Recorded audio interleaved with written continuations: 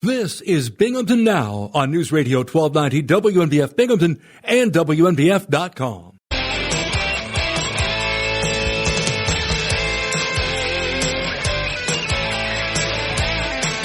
I'm Bob Joseph. It's Thursday, August 22nd, 2024. Time now for my favorite rodeo program, Binghamton Now. WNBF. And we're hitting the air, waiting for caller number one at 607-772-1290. If you have things to say, let's stick to the issues.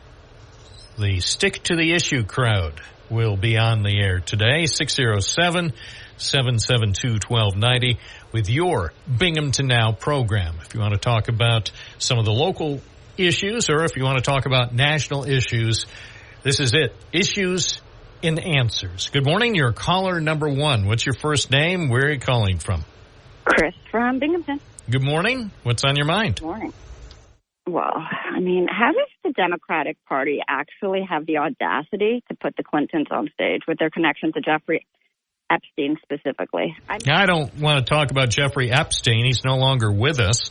I would say, as far as the issues, were there any specific issues that William Jefferson Clinton talked about last night that made you either happy or unhappy? Yeah, just seeing him, knowing his connection. Yeah, I don't want to talk about him and his background. I think it's been well covered. What about the issues that were addressed by President Clinton or any of the other speakers last night? I mean, issues, it's the same issues, honestly, that's circulating again and again and again and again.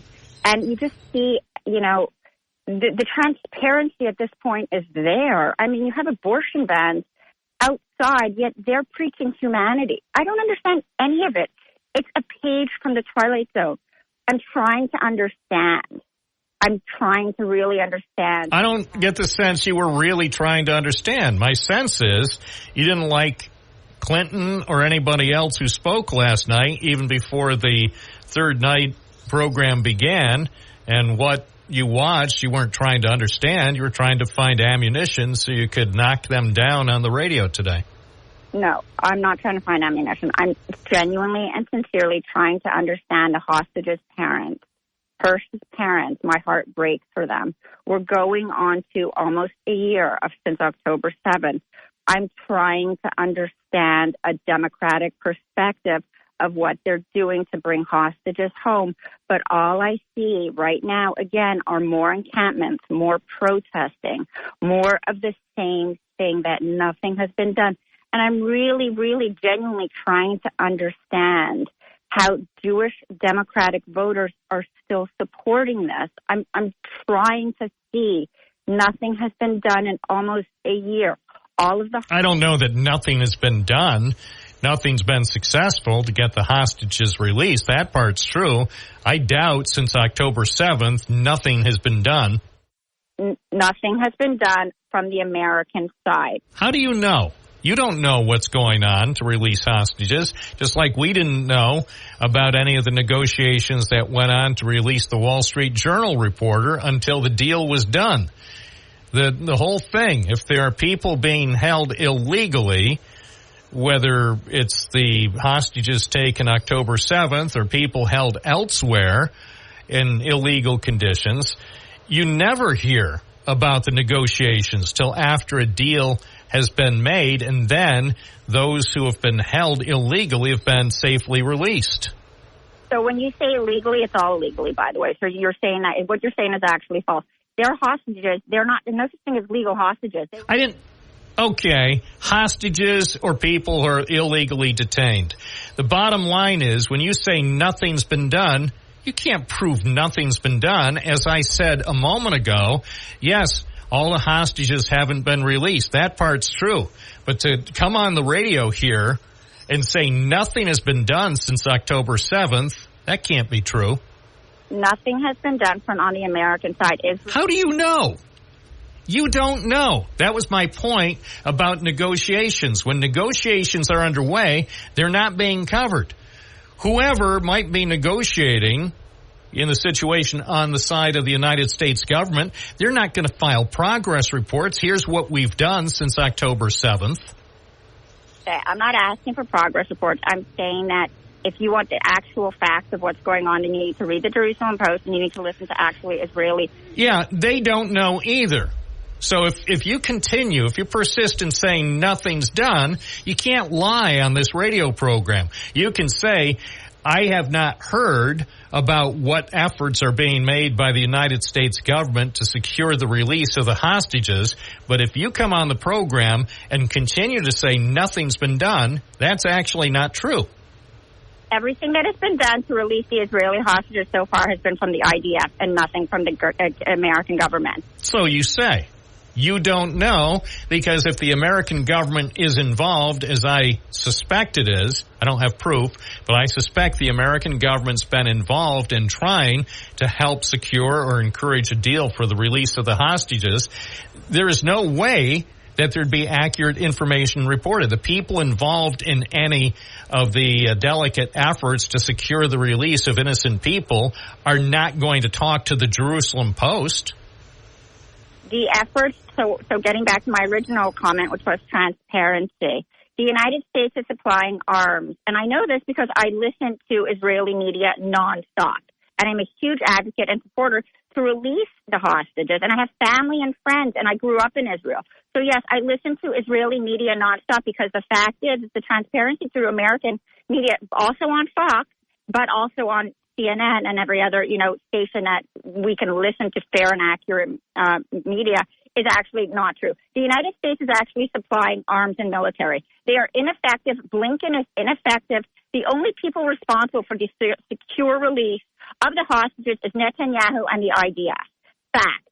The transparency that they can go onto the radio and Hirsch's parents and use Hirsch's parents for their own democratic, narrative that they're doing as much as they can while they allow encampments on every single college is a farce.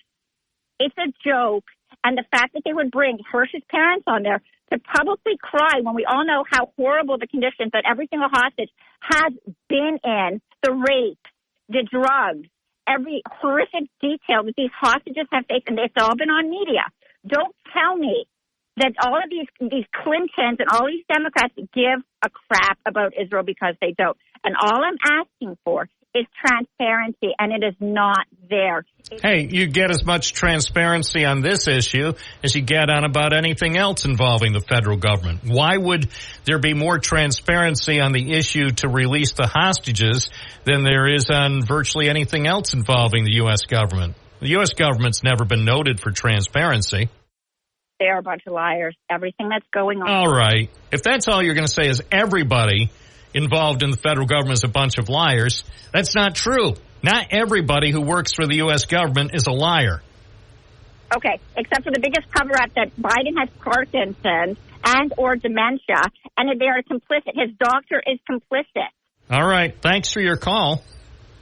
It's 10:18 at News Radio WNBF. When you say they're all liars and nothing's been done, well, clearly that those claims have to be taken with a lot of grains of salt. When you say all, never, nobody, come on.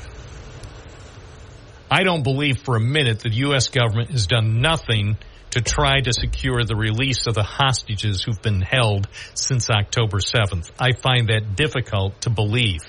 If you have proof, if you have evidence, send it to me, Bob at WNBF.com. Submit your proof. And I'm not sure that anybody has proof because, as I attempted to explain, if negotiations are underway for the hostages and the U.S. government is involved, directly or indirectly, the U.S. government has not authorized anyone to talk about delicate negotiations. But again, if you have proof, the email address is bob at WNBF.com. Submit your proof. We'd like to see it. 1020 at News Radio, WNBF, 607-772-1290 is the number. We're live on the air at 92.1 FM, 1290 AM, streaming at WNBF.com. 1022 as we continue to cover everything that seems to be going on in this world of ours, including Bill Clinton. I wasn't going to play any of the Bill Clinton material today, but since it came up early, let's go to the big Bill Clinton stack of stuff that has been lovingly prepared by the people who prepare stacks of stuff. So I was going to forgo even acknowledging, well, I was going to acknowledge Clinton was there. Got to acknowledge the former president in the room. But I wasn't going to be playing stuff from the big stack of stuff. But since it was brought up, let's listen to, a random 25-second clip from the big stack. The next time you hear him, don't count the lies. Count the eyes.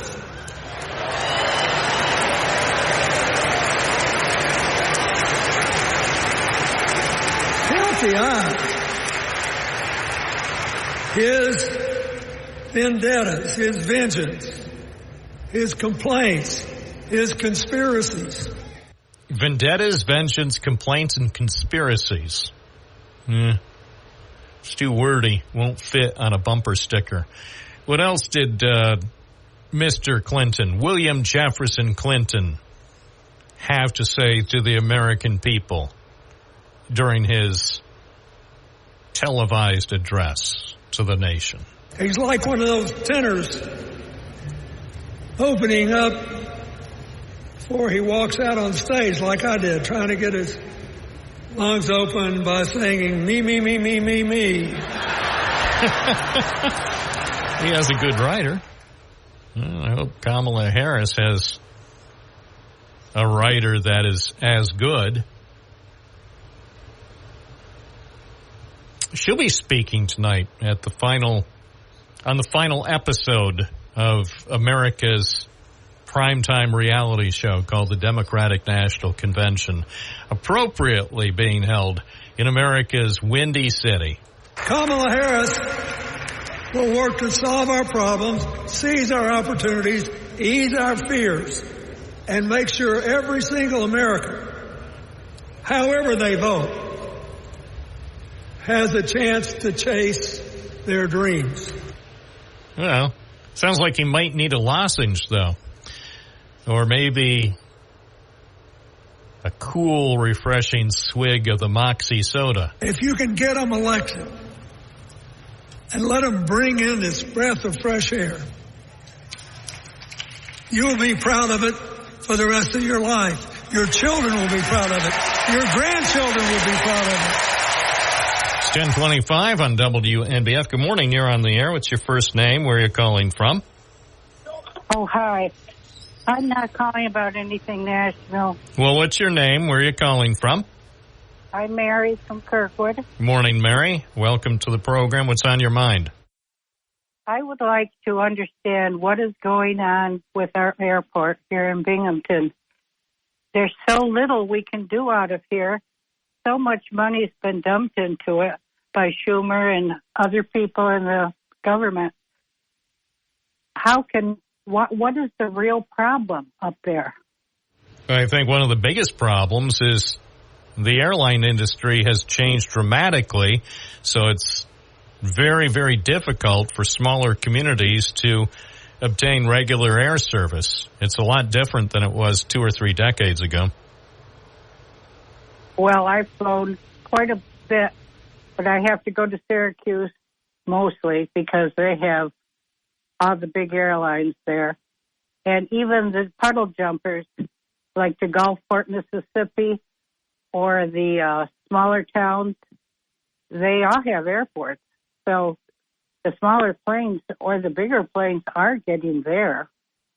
Well, maybe not for much longer. The industry is changing drastically. The industry is moving toward more regional jets, preferably that are more fuel efficient A lot of the older aircraft are being phased out because they cost too much to run. The other thing is that the critical part for any community to obtain and then retain air service is making sure every airplane that's on the schedule is flying out of your airport at close to 100% capacity. That's the biggest challenge.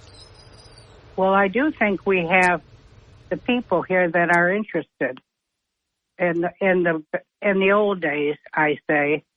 Yeah, in the old days, there were a lot of people flying for IBM or some of the other companies, Link. I mean, think of all the companies that used to have a lot of their employees flying out of the Binghamton airport. And many of those companies are no longer around, or in some cases, especially since COVID, they've cut back on a lot of their air travel, and they're doing a lot of meetings virtually, meetings that would have taken place, say, before the pandemic 5 years ago. Those meetings might have been held in person. Well, it is a shame. Oh, it is. I agree with you. You won't get an argument from me. I would like to see a lot more air service at the Binghamton airport, but I also am paying close attention to what's going on in the industry, and Binghamton's not alone in having a desperate struggle to land new service. It's not unique to Binghamton. No, it's a shame. It's a real shame.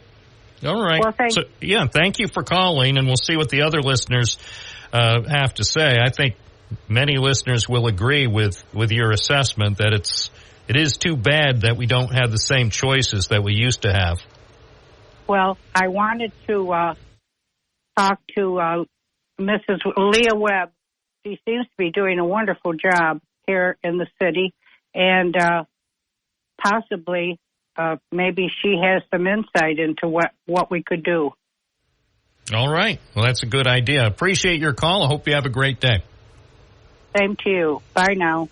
1029 WNBF. This is the station that actually carries on a conversation. You're not talking to a computer. You're only talking to Bob Joseph. Morning, you're on the air. What's your first name? Where are you calling from? Bill from Charlotte. Oh, Bill from Charlotte. Good morning. Good morning. Well, I was listening the other day, and the former Binghamton boy there, Matt, I'm going to say that he wasn't lying, and he was just misinformed. He said that President Trump made $300 million from selling something. And I forget what he was selling, but he only made $300,000. And I don't know. I'm just kind of you fact check some people, but you don't fact check other people. And and it's not the first time. Oh well, help me where you got the numbers. How did Donald Trump make $300,000? Where did you see that? Well, I actually used a search engine. No, yeah, I know. So you don't have to tell me how you got to it. Tell me which website had that number. Oh, it was more than one. Well, okay, tell me just one, because I'll go to that website right now. Tell me the website that had that figure you just told me, and then I can go and see the article myself. I don't know the website. I'm not by my computer right now. Okay. Well, the next time that you call in, especially talking about fact-checking and insinuating that somebody gave wrong information, be sure to come with the actual website and the address so I can verify. It's not that I doubt it. It's just that I'd like Ronald Reagan said, trust but verify. I trust you, but the next time you call in, especially when you make you're talking about the former mayor of Binghamton, Matthew Ryan, aren't you? Yeah. Well, you said something about, I think you said something, Matt, formerly of Binghamton? No, the former Binghamton boy. Oh, okay. I thought you meant he no longer lives in Binghamton. No. Oh, okay. Yeah, okay. He lives in Binghamton, former Binghamton mayor. So as far as that number, Hey, I don't know how much Trump is making. He might make $30 on merchandise. He might make $30 billion in merchandise. I have no idea.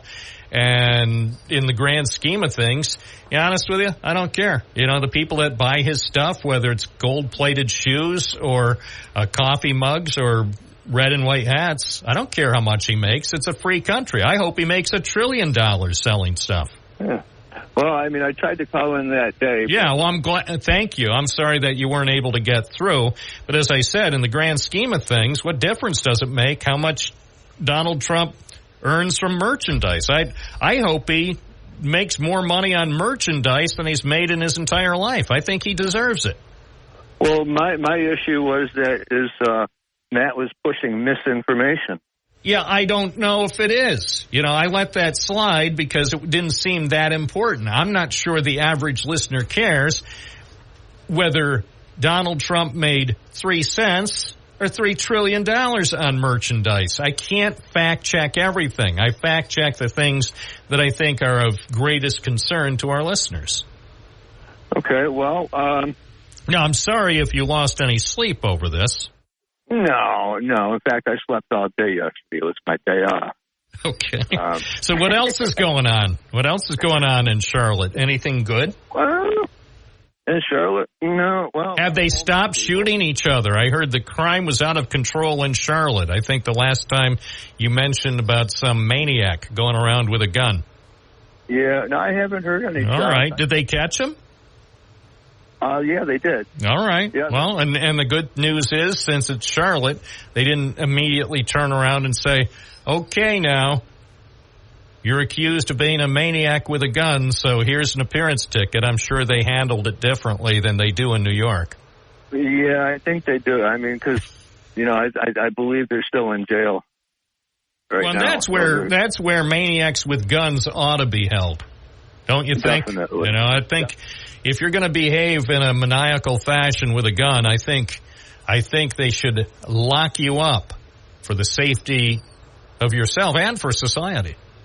Right. Yeah. Well, I don't own any guns. I'm not a gun fanatic, but you know, people need guns for hunting and protection and stuff. But when you're going to commit crimes, that's not cool. No, it's not. No, it's not. I support the right of every law-abiding American to own guns. And you'll never hear differently. I say, go out and get your guns and make sure you have plenty of ammunition. Yeah, I've always, ever since I was younger, preferred explosives. I have my federal explosives permit, so it's all legal. It's not. What is that? Remember what they were using? Oh, that nitrate, the fertilizer? Yeah. Can you still get that? I don't know. I don't. Yeah, because I mean, I think it's I'm just checking now on the web to see if they're still selling that. Okay, because it was a few years ago. You know what I'm talking about. Yeah. It was in Tioga County. It was all sorts of good times, and. But lately, I haven't heard any of those booms. So I was wondering if they just stopped selling the stuff, or maybe they cut down on people making explosives with it. Yeah. I mean, because I wouldn't bother with that. I would go buy some dynamite, or I would go buy whatever explosives I needed. It's Tannerite. Okay, I'm checking out Tannerite. The Tannerite website is still active. It says, "Welcome to Tannerite," and you get 20% off your first order. So hold on a second. How much should I get? You're an explosives expert. Should I get a 1-pound brick? Depends on how big of an explosion. I don't want it to be very big. I want it to be tiny. A pound? Yeah, grab a pound. It's a 4-pack. Here's another one they have. And this actually, I might get this for coming up this fall. The Gender Reveal Boombox. It says, congrats, it's a boomin' baby. Get Tannerite Gender Reveal Boombox. Let me see how much that costs. I bet that would be a blast. Hold on. Oh, yeah. Let's see. You can color with your Gender Reveal Boombox from Tannerite. You can either have a blast of Tannerite with pink or blue color powder. But what if it's twins? Then I guess you need one pink and one blue. Yeah, or just a green. All right. Actually, as far as the blue goes, Well. when you're doing like pyrotechnics and stuff, the formula for blue is one of the most guarded, I guess you might want to call it. The blue is the hardest to make. I read that. I saw an article about that a couple of months ago, and it finally answered one of my key questions about fireworks shows, why I don't see as much blue as I should. Yeah. Well, blue is, I don't know, it's always been my favorite. Yeah, that's been my favorite, not just for fireworks, but even for vehicles. Well, I appreciate your call, and tell all our friends in Charlotte that Bob in Binghamton said hi. I will do that. Thanks a lot, Bill. I'm going to write a big sign and stay out by the wall. Okay. Hey, keep in touch. Okay, thanks. Thank you. It's 10:38 at WNBF. Hey, we cover it all. I know you're saying, but Bob, I thought Tannerite was out of style. Well, maybe it is. Maybe that's why those kids in Tioga County don't use it anymore. I don't know. I just don't know. 607-772-1290. You're listening to the only real show that matters. Binghamton Now on WNBF. Back to the busy phone lines. Ron in the town of Dickinson, you're on the air. Good morning, Bob. Just want to make a quick comment, help that guy out from Charlotte. There's a site published in New York Times that has the Bible prophet was 300,000, not 300 million. Okay. Oh, so is the Bible. 300,000. Well, that's a lot of money to make selling Bibles, though. And again, yeah, that's right. Yeah, I'm going to go call some printer and put my name on one. There you go. Well, and if you hold it in public, be sure not to hold it upside down. Well, you make a little bit more if you have it open. Oh, be nice now. Okay, well, remember what the good book says. I do. Okay. And remember, always turn the other beak. It's 10:41 from WNBF. Dave in Vestal, good morning. You're on the air. Good morning there, Bob. Hey, I really enjoyed that fiery first call this morning. That got me going. That was pretty good, Bob. You both performed well. I give you both A's. Hey, +2, Bob. You just mentioned. I love what you just mentioned about guns, Bob. I've been preaching that for a while. More good guys with guns. The more the merrier. Counteract the bad guys, Bob. We need more guys with guns. I like that. Well, apparently 45 guns are out on the loose from Route 26, so who knows? Maybe some good guys got their guns over the past week. I don't know.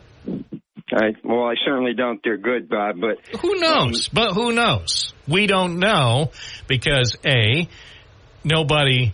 I haven't seen a news release sent to us by the investigators investigating that massive gun theft, nearly 4 dozen guns. So it's possible that it was somebody stealing guns and then turning them over to good guys who couldn't afford guns.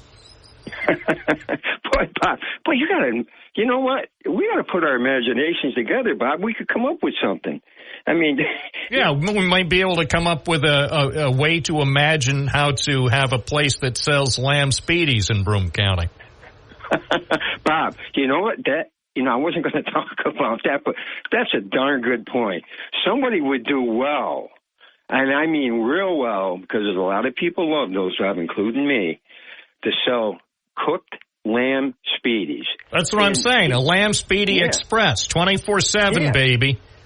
Why don't they, they keep talking about that chicken sandwich restaurant. I am sick and tired of all the talk about the chicken sandwich restaurant. I say open up Lamb Speedy restaurant, the same business model, open 24/7 except Sundays. And you put it right there at where the bank is on the corner over at the mall.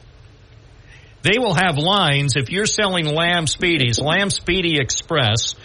It's 24/7, except they close at midnight Saturday, so they're closed, of course, on Sunday to show respect for the lambs, and then they reopen They reopen for another big week of business at 12:01 a.m. Monday, and you can get all the Lamb Speedies you need instantly. No waiting.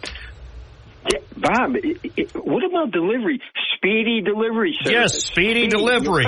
Speedy delivery. Hire some of those pizza drivers and tell them to go faster. That's what I mean. That's play on words. That's pretty good, Bob. Sure. How about we come up with an app called the Lamb Speedy app. It's free. And you put in your Speedy order, and no matter where you are in the Triple Cities, we promise delivery within 22 minutes, or else your order is free. And for advertising, Bob, a vehicle could be painted on the vehicle using skewers as the frame and put wheels on it, Bob. Something like that. They could do something like that, like that hot dog company, that thinks they're such a big deal. And I'm not going to mention their name because that's all they want is free publicity. Bottom line is, if the hot dog company can have their own vehicle, then our Speedy company, the Lamb Speedy Company, that's a good name for it too, LSC, the Lamb Speedy Company, we could have our own vehicle. We'll have a fleet of vehicles delivering Lamb Speedies 24 hours a day, 6 days a week, always closed Sundays to show our respect for the lambs. Come on, man. Even PETA would PETA would pitch in to buy $1 million worth. Bob, change real quick because my main call, I wanted your opinion on RFK dropping out and joining Trump, Bob. Isn't that big news? It's great news. It's the biggest story of the week, maybe the biggest story of the campaign. I think it's big. Yeah, it's well, like the car dealer used to say, it's huge. Remember that car dealer? His commercials, yes. his catch line was, it's huge. And I'm like, I guess you're talking about the Lamb Speedies that we're serving at LSC 24/6. Speedy delivery service, Bob. I think you got. Don't you have anything else? There. What did you think about Bill Clinton? Talk about Bubba Burger. Bob, I listened to a little bit of him. I thought it was good. I didn't hear it live, of course, because they forced me to work these arduous hours, so I have to be in bed by 4 p.m. So what I do is I come in and they prepare a giant stack of stuff, and that way I don't have to actually spend hour after hour listening to this stuff. It's cut up into convenient bite-sized pieces here, and then I just play.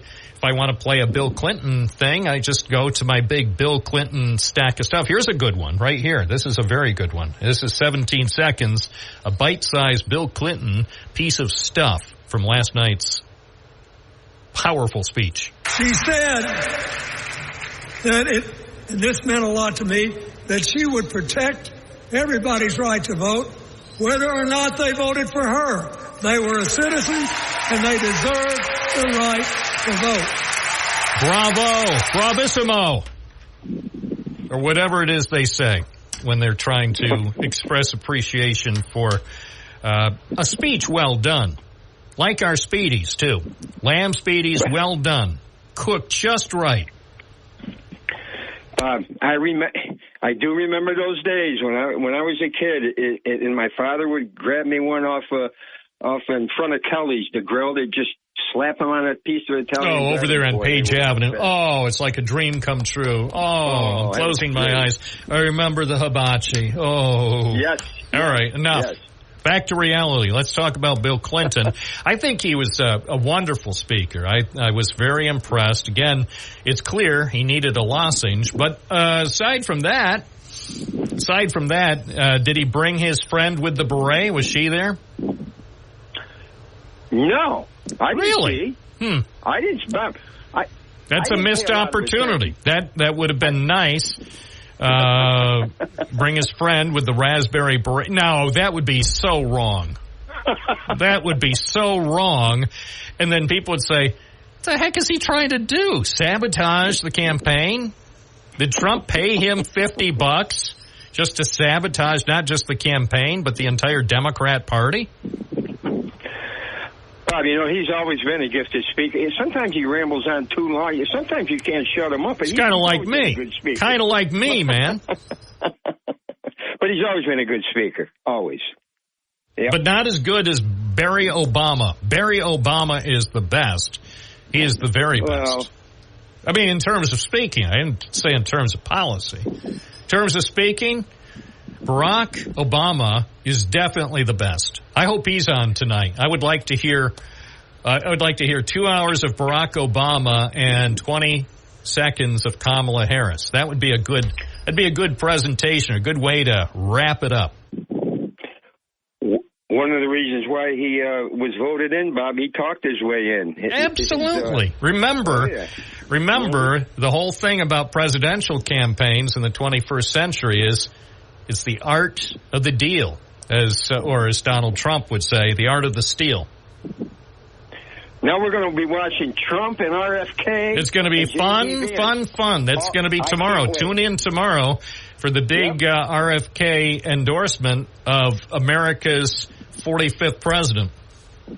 And 7th. Don't forget that one. I love your sense of humor. Anyway, hope you have a great day. Let's continue to work out that business plan for the Lamb Speedy Company. 10:50 at WNBF. Good morning. You're on the air. Your first name, please. Hi, this is Tim from Binghamton. Morning, Tim. You're on the radio. What's on your mind? Hey, Bob, just wondering what your plans are for Porch Fest on Sunday. Do you have any particular band you're going to go see, or are you going in the first place? Well, the answer is I'm not sure. Actually, reminds me, somebody just texted me about Porch Fest. I got a text. I never responded. So, I mean, the bottom line is I want to go. So give me a recommendation, because believe it or not, I have never been to Porch Fest. So I got this text. It says, who is planning on attending Porch Fest on Sunday? And said we should plan now. So, okay, I need to plan. I'm going to plan this on the air. Give me, what are your recommendations? Is there any specific band I ought to definitely plan to hear at Porch Fest? There's one specific band that I always hit that's on Sunday night at, I believe, 6 o'clock. It's called Fall Creek Brass Band.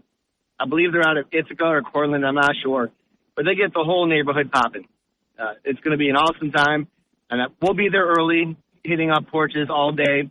It's a free event for everyone. Parking is a little bit challenging, so I'd say park at Rec Park or around the area and walk down. But otherwise, it's a family-friendly event. It's wonderful. It's going to be nice weather, so I encourage everyone to go out and have a good time on Sunday.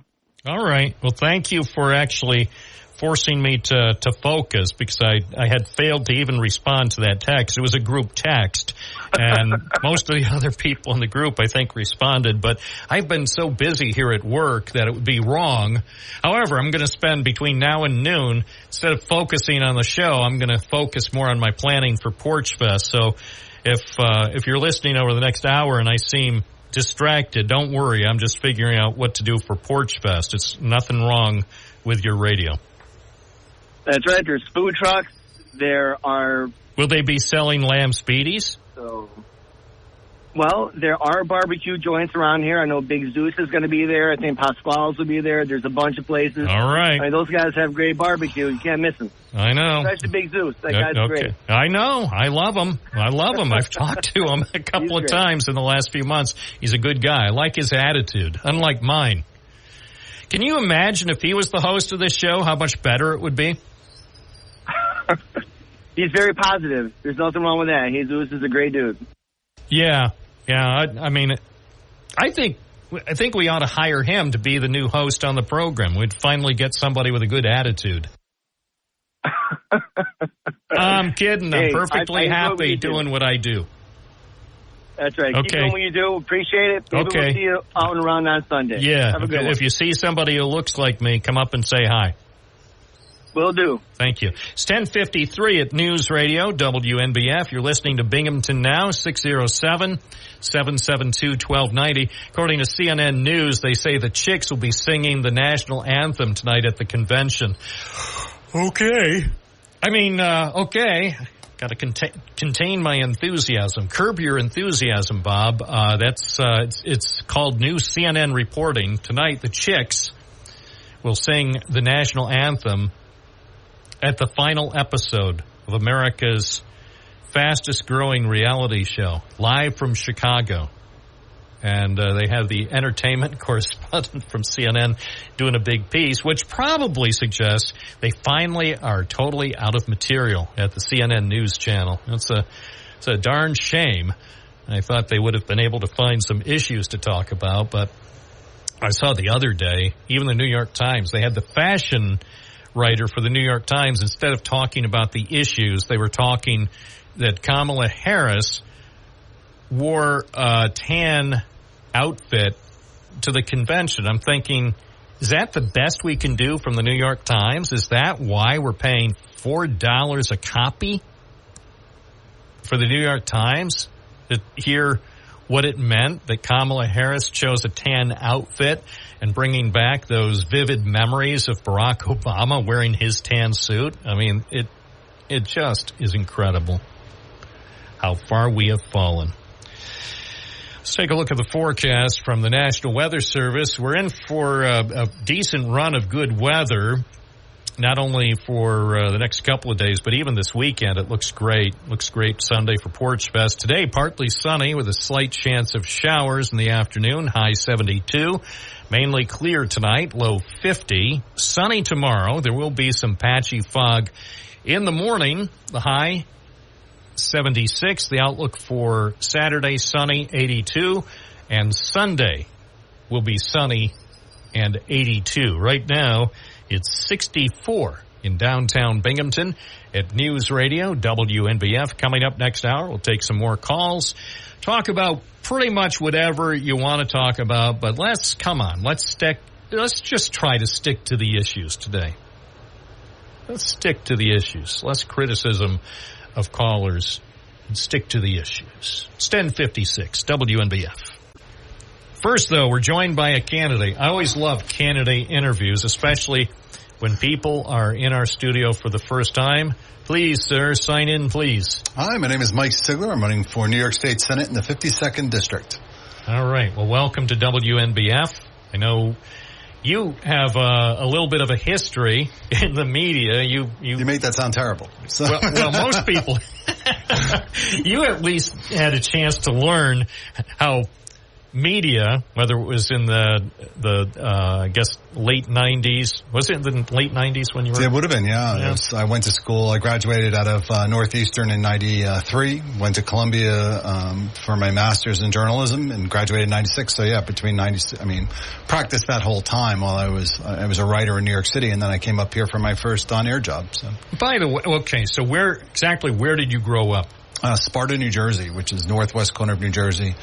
Sussex County, very farm country, a lot of lakes. Where is that far? Like not far from I-80. No, it's like right on Route 80. Route 15. That's as much as I know about Sparta is when I'm going between Binghamton and the city, I see the sign for Sparta. Yes, well, there you go. And it's, I grew up there until I was 18. Then I went to Boston for school and just, then kind of went down to New York City for a while and then came up to upstate New York. Been up here about 25 years now. And some people be interested, at least in your early years, why you got interested. Why were you interested at first in journalism and going to Columbia? Right. I have a very good sense of curiosity about things. Growing up, I was always that kid that was asking all the questions. So it seemed a good fit for me. And it was. It took me to a lot of great places. I got to fly on a B-17, for example, when they came into Elmira. And it was always good. I would go out, and every day was different. Every day I'd get to talk to really interesting people. And that's kind of the attraction with politics, too, is that you're talking to a lot of people and you're getting their stories. So there's a lot of – I can understand why people that are in journalism, people in politics, they kind of see things not similarly, but they definitely have the same, maybe similar approach to things is to let's go out and talk to people and see what they're talking about. Yeah, not be afraid of meeting new people, which is interesting. When I was a kid, although I was always very curious about things, I really wasn't interested in walking up to people and actually engaging. Now that I'm a reporter, I do that every day. Just yesterday, I saw a construction site, and I said to myself, wonder what's going on there. Pull over, walk into this building that's being renovated. Hey, who's in charge here? And find out what's going on. And so it's the type of thing. You're right. I can see where people who are journalists and people who ultimately wind up seeking public office have to at least have some of those skills and not be unduly concerned about striking up a conversation with a stranger. Right. It almost reminds me of children. I have four daughters. My youngest is 19 months old, and she's walking around. She's checking everything. Everything's new. So it's the same idea. You walk around a town or a city, and you walk around, you find out what's going on in the town and what's important to people. So after you prepared at least to embark on a career in journalism, how did you wind up in upstate New York? I got a job offer from WNBF, which was a television station literally run out of a garage. It was an old car repair garage, and very cranky news director, but I loved him, John, and he brought me on. He took a chance on me. I worked there for a while. Then I went to Syracuse and worked in television up there, and then went back to Elmira for WETM. And the large part there was they had a live truck, and I could go live from places, and that was great. And then I ran for assembly in 2002, Pataki's last year running. I got 43, I think, % of the vote, and it just wasn't enough. You need over 50. So Barbara Lifton became the assemblywoman there and served for 20 years. So that's right. She had a pretty productive career during her time in the state assembly, and certainly a lot of people in Ithaca and Tompkins County grew to really love and respect her service. Yeah. And then, but I didn't give up. I went and somebody said, why don't you run for county legislature? I ran for that. I won my first time. I lost one by 7 votes, and then I came back and I won by 33 votes. I tell people we were pulling people off of tractors for that election. And then I just kept winning after that, and I've done that for 14 years. I work for Park Outdoor Advertising. That's the job that pays the mortgage, and it's my 9 to 5. And so I sell all the billboards locally, and I've worked there for 20 years. So I stay with things, basically. Yeah. I stay with things too. Seems like I've been we were talking about that earlier. I've been here for quite a while, and I'm happy. So tell us about your decision to run for the New York State Senate. What prompted your candidacy? So it's interesting. Like I said, I'm on the county legislature, and we get this federal money that's pass-through money. It's supposed to pass through the state and come down to the counties. And for Tompkins County, it was about $1.61 million. Cortland, I'm told, was about $2 million. And Broome was I'm told, $5 million. And that wasn't just 1 year. That was every year going forward. And the state, instead of letting that money pass through to the counties, they decided to just pocket it. And it's unbelievable to me, considering they have a $240 billion budget. Really? You're going to take this money from the counties? And the counties do so much work for you. They do your mental health. They do your homeless population. Opioid addiction, your sheriff's department, both the deputy side and the jail side, your DA, all of that is county business. So blowing a hole like that into a county budget is just... it's very hard to adjust when that happens. So, and then I'm looking at the state budget after that. So that got me interested. Then I'm looking at the state budget, and every year it's going up $10 billion. In the last 6 years, the budget's gone up $70 billion. And when I talk to service providers, they are not seeing that money roll down. I mean, we had a detox all set up in Tompkins County. It would be a 30-day check-in. I said, how much are you offering for nurses? And they were like between 40 and 60,000. I'm like, you're not going to find anybody for that. And sure enough, I mean, 6 months later, they had to close. And that's something we really need to invest in. I mean, we have not only a mental health crisis, and we're trying to get a mental health stabilization unit set up in Tompkins. We have a drug addiction problem, which we see in our homeless population, but we also see it with just everyone. These are your brothers, sisters. Yeah, I mean, it's hit, I won't say every family, but it's easy to say virtually every family or workplace. You know of people who have lost loved ones over the last several years, and one of the concerns I think that so many people have, despite a lot of talk and a lot of efforts and some progress, there still are a lot of people who are dealing with addiction issues. Sometimes it's alcohol, sometimes it's other substances, and sometimes it's a combination. But it just seems that we as a society are not making the type of progress that we ought to. it definitely seems sometimes we've backtracked. I mean, the legalization of marijuana, obviously you're an adult. If you want to smoke marijuana, I understand that. But I do a lot of door-to-door, so I go to a lot of houses. I was getting a lot of signatures. We got on this new line called Local 607. To do that, we had to go and get at least 3,000 signatures. We went out and got 4,762.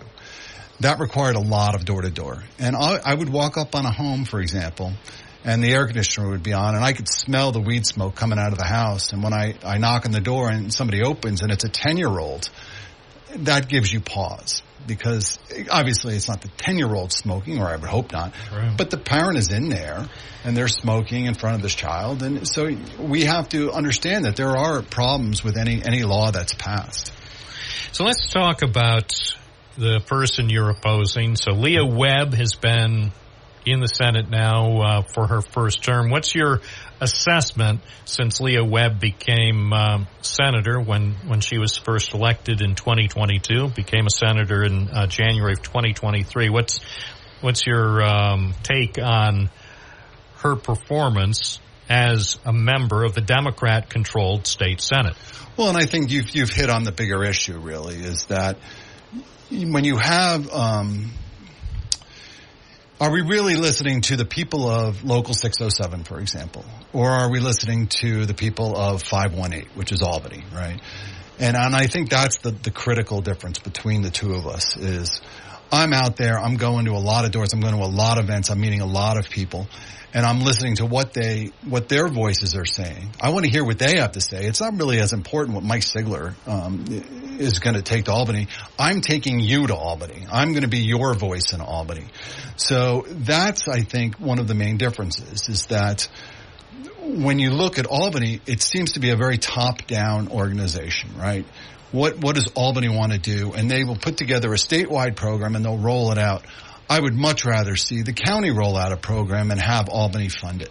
And I say that in part because I'm coming from a county legislator perspective. And I see all the work we get done. And we keep getting these state mandates, and we're just not seeing the funding for that. And that's something I think needs to change. I think the grant programs need to change to an extent. I mean, if you want more daycare, for example, and yet you have to put in for a grant that you're not going to know about for a year, how do you plan for that? We need to adjust that system so that we can get more funding up front. We need really good accountants so that we know that the money is being spent correctly. But we need the money up front to kind of get these programs rolling. And I'd much rather see a local program because then you have the people that are right there on the ground looking at the program as opposed to somebody in Albany, which is 3 hours away from where we are, 2 hours from Binghamton. So tell me about the prospect of being a freshman Republican member of the state Senate when we know the Senate is controlled by Democrats, the state assembly is controlled by Democrats, and Kathy Hochul is a Democrat. Right. Seems that the deck is stacked against Republicans coming into the state legislature, at least for the first few years, because as many people are aware, ultimately seniority and being a member of the majority party can oftentimes be critical in trying to get the resources, that means money, that's needed for a lot of the initiatives that would be important in this district. Well, I think there's some truth to that. However, I mean, I come out of Tompkins County, where it is a large Democratic stronghold, basically, in upstate New York. Bluest county in the state, in fact, even over in Manhattan. And yet, I've been successful up there, even in a district that does. It leans definitely more Democrat. The reason I'm successful, I think, in large part, is because I show up. I mean, I'm at as many things as I can be at. I listen to as many people, and I get a lot of input. So when I would approach an idea in Albany, for example, again, is it Mike Sigler's idea? You know, not necessarily. It is something that I'm advocating on behalf of the people of Tompkins County. And whether it be a Democrat or a Republican, if it's a good idea, it's a good idea. And that's what it means to be the voice of somebody, is to go and take that idea. And if you listen to them, it's like with the mental health stabilization unit. Is that a Democrat idea or a Republican idea? It doesn't really matter. We have a mental health crisis in this country. And I believe that Kathy Hochul understands that. What she's looking for is ideas that will be successful. And I want to bring Kathy Hochul and the legislature those ideas, and it'll be my job to sell it. And I think that's something that's completely in my wheelhouse, is to go to people and convince them why this is a good idea.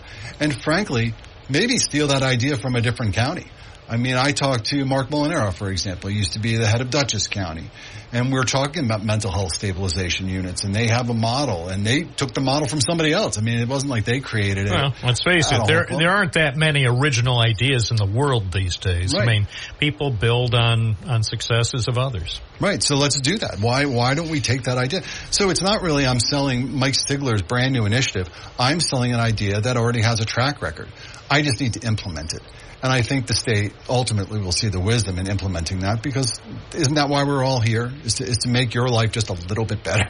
Tell us about your efforts to get yourself known outside Tompkins County, obviously trying to have Broome County residents and the people in the Triple Cities even get familiar with the name. Mike right. Sigler is one of the challenges. So I know you said you've been busy knocking on doors and attending local events, and certainly trying to get more coverage here in with Binghamton news organizations. Tell me about the challenges, though, that you're facing in trying to in the next, whatever it is, 75 days or so, 74 days, whatever we're down to, get enough people to know who you are to seriously consider voting for you. Right. I tell people, I've been in advertising a long time, and I try to tell people, it takes people 7 times hearing your name just to remember your name. That's not even policy or anything. That's literally just to say, oh, that's Mike Sigler. I think I've broken through to a large extent, which is good. And how have I done that? Well, I do. I go to a lot of events, and I definitely go to that event with the knowledge in mind that I am the newcomer. So I need to go meet you. You're not coming to me. And so when I go to an event, for example, that says, that has 10 tables, I'll go to each one of those tables. I'll introduce myself.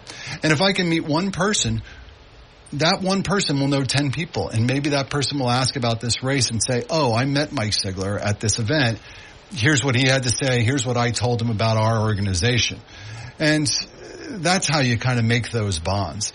And so now, like, I was in Cortland the other day, for example, and I'm at, it was an event, and then I went to go get a hamburger.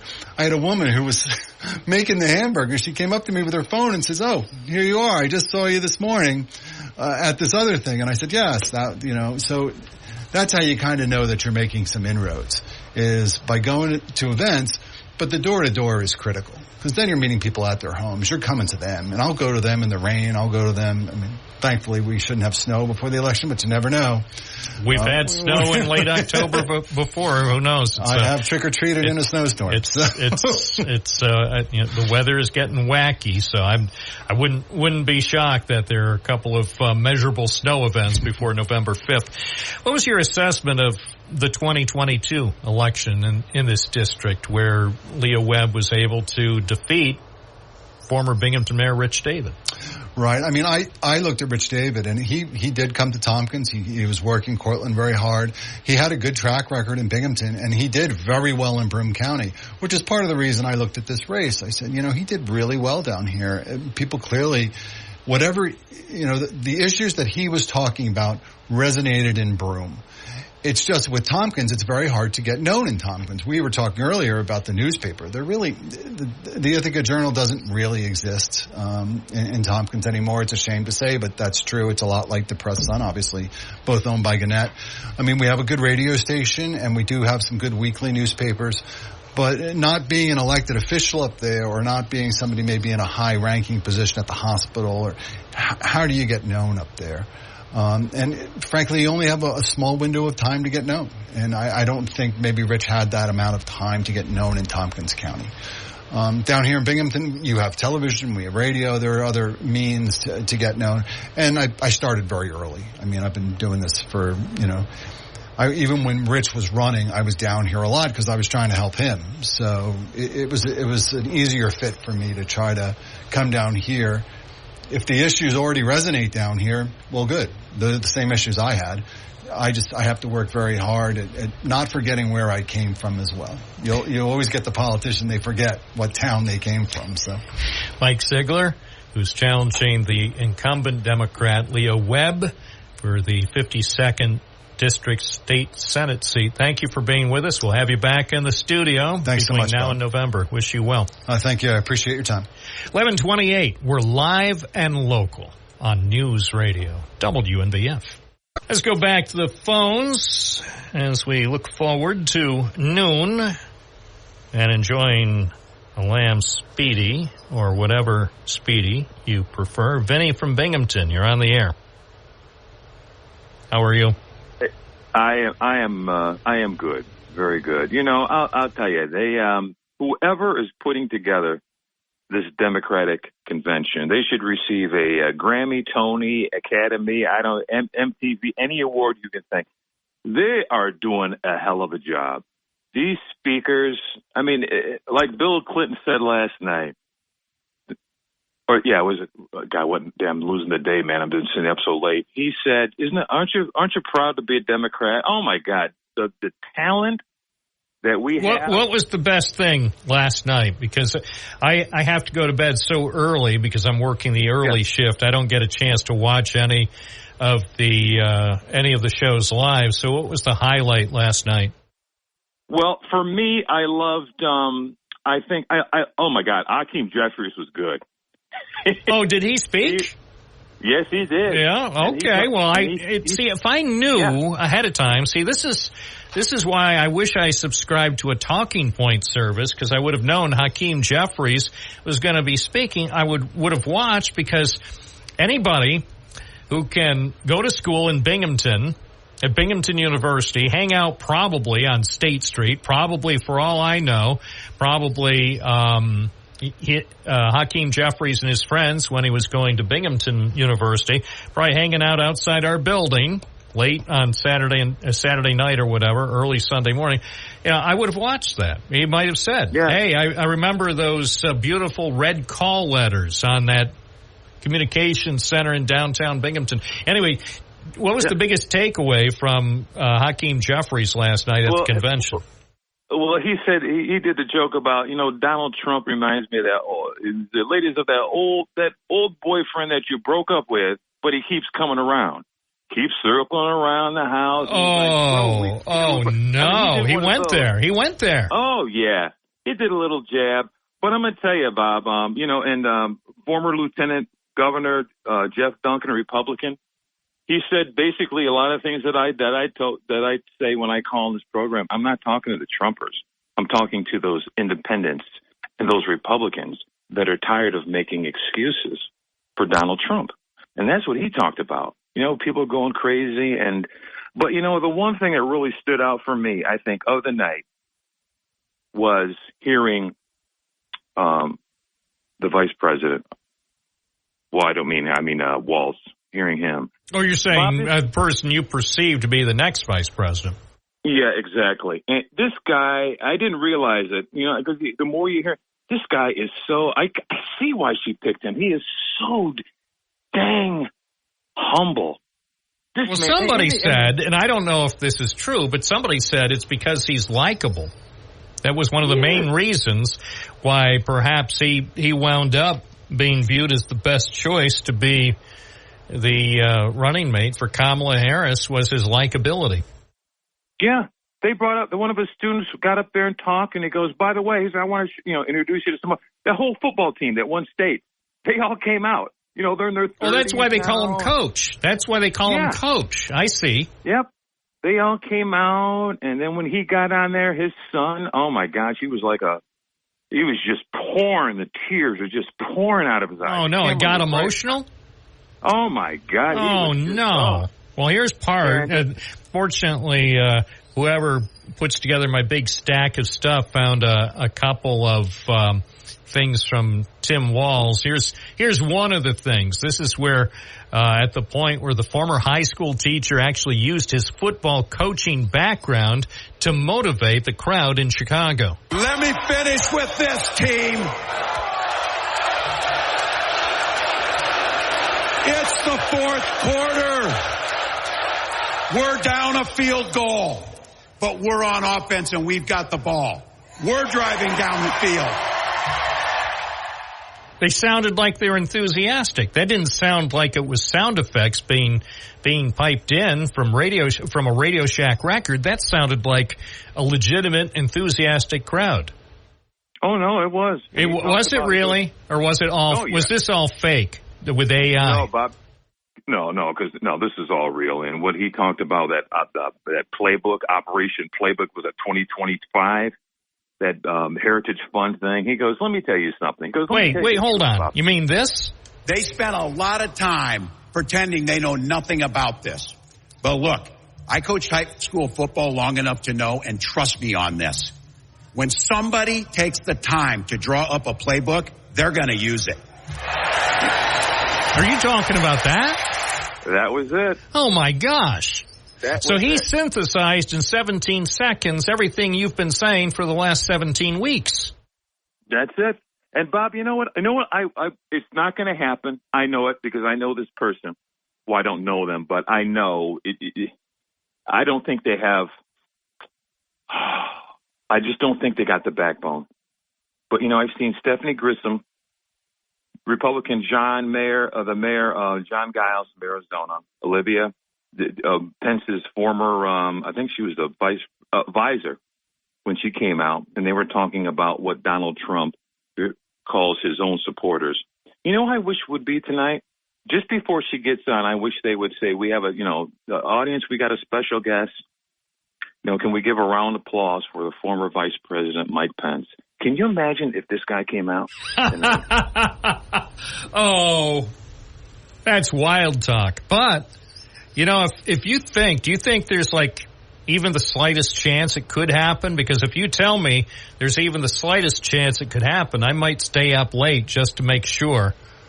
I don't think for a minute that would happen, but can you imagine? I mean, that would be outrageous. It would be like, oh my God. Could you imagine Trump sitting there seeing his vice president come out? Let me tell you about this guy. I spent 4 years with him. Oh my God. It would be incredible, because there's a lot of people, a lot of Republicans are speaking in this thing. What's her name there? Anna, the Republican strategist. She was on, I think it was the night before, I think she opened up Tuesday. Anna Navarro, Republican strategist. She's on the View. And she talked about attacking when she was down there, because she escaped from, I think it was Nicaragua, when she was talking about Ortega. And then she was talking about, they attacked the free press. They say the press is the enemy of the people. They refuse to accept legitimate elections when they lose, and they call for violence to stay in power, like Maduro is doing right now in Venezuela. And I mean, there were so many good parts, so much good information. It's like, wow, that, it's not, you got to dig a little bit deeper to find it in the news. And it's like, wow, man, this is crazy. This is great, but it's so nice. All right. I think well, why don't they extend it for one more night? If it's going so well, why don't they give people a special Friday edition? Why not? A bonus night? Nope. Time to get out and campaign, Bob. Oh, you're saying that time's a wasted and they need to get to work? Or is that what your position is? Nope. We got to fill the car up first, man. Okay. Fill the car up. All right. Get it all set. Everybody's got everything. Let's go, man. All right. Well, and talk to people. See what happens. Who knows? Who knows if things go the way it seems? I wouldn't be surprised that we wind up with Hakeem Jeffries on this program at some point. Maybe not once, but maybe several times, just because he knows Binghamton and he certainly appreciates news radio. So he might be a person who would come on this program either by phone or even in person to support the Democratic candidates. Well, I'll tell you, I hope, I'm praying we get Molinaro out of there and get Josh Riley. And Bob, we got it all lined up. We got Chuck Schumer, we got Kathy Hochul, we got a local guy that's been born here. You mean a guy who was living in West Endicott? That guy? Absolutely. All right. Absolutely. The guy from Birdsall Street, him? That's it. All right. Well, we'll see. It's so complicated, though. It's so complicated. It's really hard to know what's going to happen next. Strategize on Sunday. Meet the moment on Monday. Take it to them on Tuesday. Work it out on Wednesday. Thank the Lord on Thursday. Fight the power on Friday. Set it off on Saturday. Get a few hours of sleep. Wake up the next day and do it all over again until joy comes in the morning. Well, there you go. That's a bit of Hakeem Jeffries from the stack of stuff that somebody left me here. I think it's... Who is the guy who's leaving me this stack of stuff? I think this is the guy who used to work for Rush. Anyway, it's a big stack of stuff. Who knows? We might have more from the big stack. All I do is just look. Hey, I don't put the stack together. It's some anonymous person who works in the industry who puts the stack of stuff together and makes it available for great radio stations like this. This is Bob Joseph live at WNBF. Stay tuned. The best calls are coming up next. Hey, good morning, Bob. How are things in Susquehanna, Tommy? What? How are things in Susquehanna, Tommy? Oh, good. It's good. It's beautiful down here. It's God's country. A lot of Trump signs going all over the place. It's really great. Listen, I just want to respond to the guy Vinny, his name isn't Vinny, and he's not from. I think he comes from. Well, whatever. You know, I'll tell you what, Tom from Susquehanna, if you make a reference to that one more time, the call will be terminated. So that's just, as they say, I'm putting you on notice. If I hear it anymore about questioning any caller identifications or where they're calling from, then you would be suspended. Yeah. Okay, Bobby. Listen, he said, you know what? The guy wasn't a coach. He was an assistant coach, Bobby. That's lie number one. Did you know that? I haven't seen his resume. I have no idea. I don't know. All I know is apparently he currently is the governor. And those jerks down there, like you had a woman earlier this morning. I wasn't by a phone or anything, but I heard it. She called up, and I don't want to talk about Bill Clinton. Then you proceed to have a Bill Clinton speech. Because she brought it up. She was castigating a guy and talking with someone he apparently hung out with. Hey, Bill Clinton's not on the ballot, and we know a lot about what Bill Clinton's personality is all about. That has nothing to do with this campaign, and so she forced me. Tom, she forced me to start playing Bill Clinton stuff from the stack of stuff. I wasn't going to play a thing from Clinton, and she brought it up. First thing out of the chute. All right. Can I talk, Bobby, or are you going to keep interrupting me? Instead, why don't you make believe I'm like Matt Ryan or Vinny, all right? And let me talk and finish. Okay, now I know, but this isn't going to be tit for tat. It's a talk show. Yes, as long as you get your opinion. Now, I want to say, why don't you just turn the show over to the Democrats and make it a Democrat show? I mean, it would be good because you're the only one on the air that's on the station that would be all Democrat, and see how many listeners you get. All right? As long as I'm not a Democrat. I am not, and I represent. If you call me a Democrat, I've never been registered with any party. So there, it's not a Democrat show. This is a show for the people. Yeah, Bobby, you're so full of crap. Your eyes are brown. You know that? You know that? I mean, you're not a Democrat.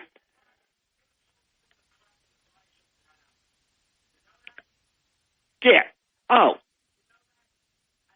Am I on the air, Bob? Am I still on the air? No. Joe, a week ago, you're on. I enjoy some of your listeners to a great deal. Yeah, I enjoy some of the listeners, too, who apparently feel it's better to castigate another human being. I mean, do they understand that the program isn't hosted by artificial intelligence? It's hosted by an actual person. Continue, Joe. At least you handle yourself with dignity. Continue. I thank you very much. I try to be informed and so forth. There were two of the previous three callers had something very positive to say. One, the gentleman who was running for office indicated that nobody knows where the money is, and I'll go back to something I think I said last week. We need to know the effects of Startup New York. We need to know the effects of the subsidies and incentives provided through the solar farms, which are hundreds of billions of dollars. And he emphasizes the point we don't know where our money is or where it goes, and it's up to those who claim to manage our lives for us to provide us a copy of their budget. Whether they will or not, we don't know, but they can be replaced. The other person who had something very interesting to say was the gentleman who suggested that the number of awards that should be given out for the Democratic National Convention, and I have to agree with him. The theatrics that go on and went on last night that I saw parts of were totally theatrical.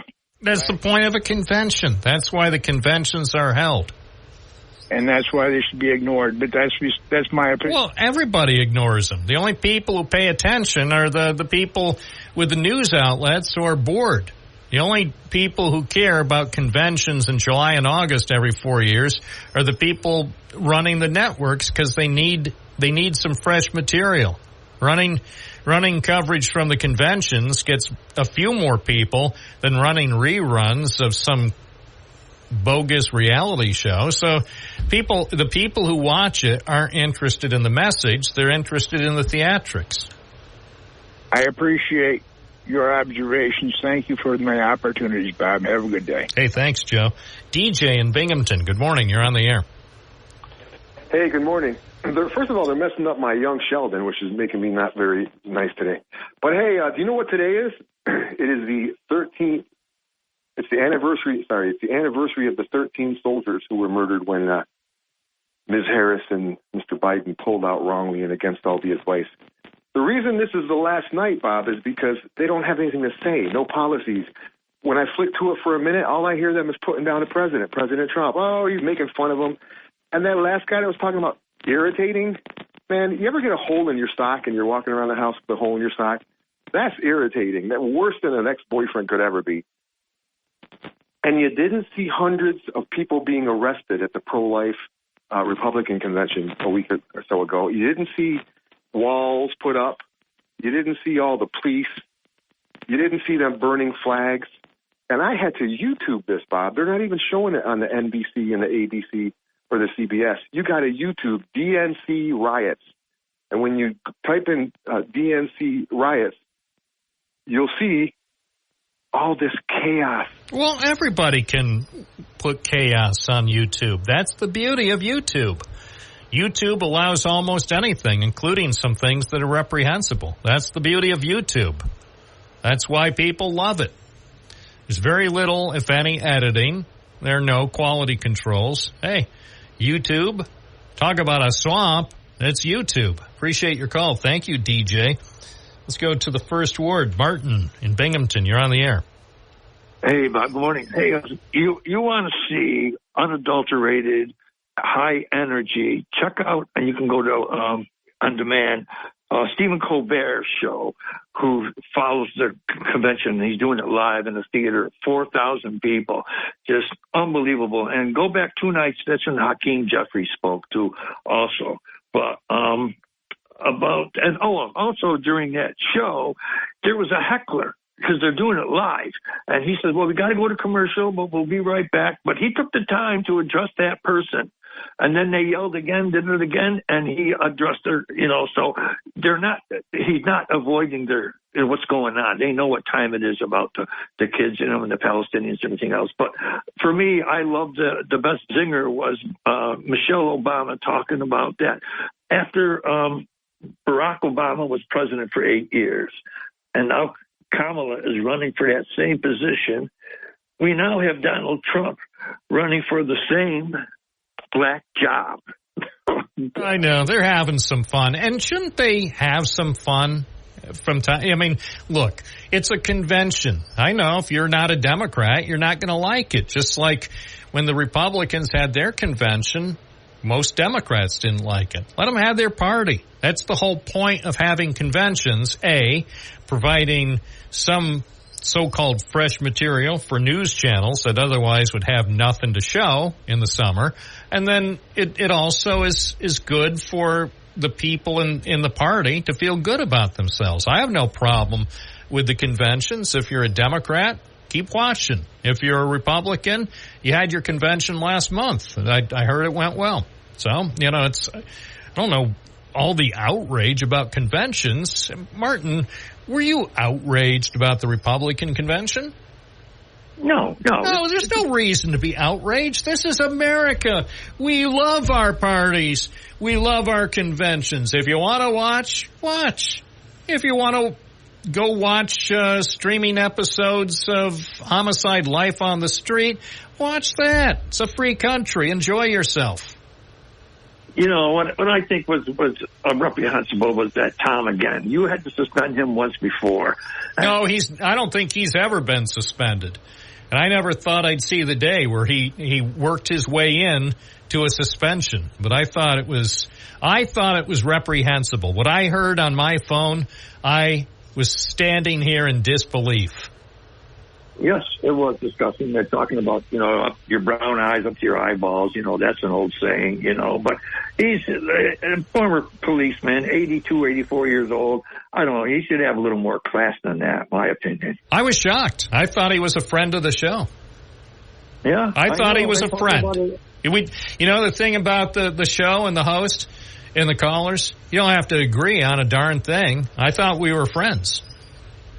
Yeah, and the reason you're having more Democrat calls because it's the Democratic convention. Yes. During the Republican convention, there were lots of Republicans who called in. Yes.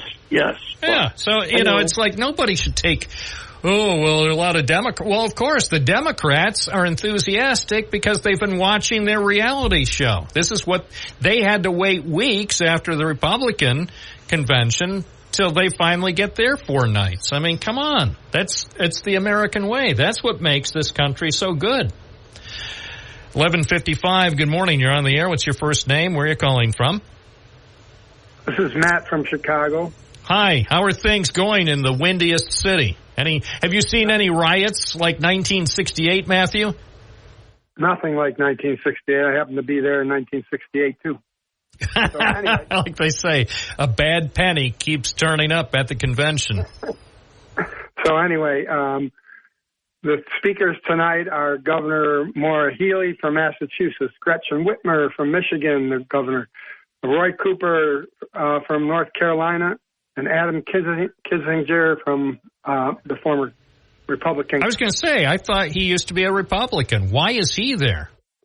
Well, that's really interesting. You should ask that. There's incredible how many Republicans have spoken at this about how they'll never go back and how you shouldn't ever go back to Donald Trump. Was there one Democrat that did that at the Republican? I don't think so. But it shows that people are united this time. And also, Benny asked who's Steven Spielberg was brought on to produce the whole DNC, so that's why it's so spectacular. They're smart people. If you watch they did a comparison of some of the musical acts that are going on and the musical acts that were going on with the Republicans, and nobody was clapping or doing anything with when certain people were performing at the Republicans. And here, hey, what do you think about RFK Jr. endorsing Trump? Now, there's a shocker. Well, he hasn't done it yet. But no, he's doing it tomorrow. Yeah, well, if you look at the polls, it's probably going to hurt. It's probably going to hurt Trump more because the independents are if you look at the independents, Republicans, and Democrats supporting RFK, there's far more independents than anybody, and those independents are going to go for Harris. So, that's interesting. Okay, well, we'll talk more about that on tomorrow's program. Fortunately, sadly, Matthew, we're completely out of time today. I'm going to snapshot a list of places you should go for. Oh, okay. Send it to me. I will. Yeah, thank you. And by the way, thanks to other people who are giving me some good Porch Fest suggestions. Send them to Bob at WNBF.com.